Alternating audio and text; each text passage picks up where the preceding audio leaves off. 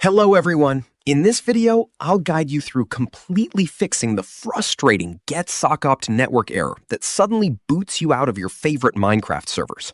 This issue is almost always triggered by your local Windows Defender firewall or an aggressive third-party antivirus software suite unexpectedly blocking Java's outbound network sockets. To resolve this instantly, click on your Windows search bar, type in Firewall, and select Allow an app through Windows Firewall from the control panel results.